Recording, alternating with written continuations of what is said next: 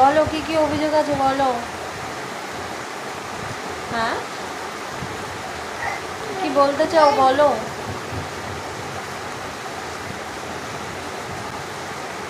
হুম, বলো।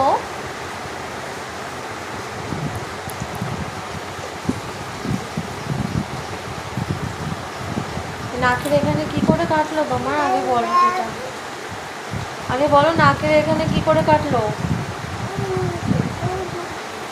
এই চোখের এখানে কি করে কাটলো।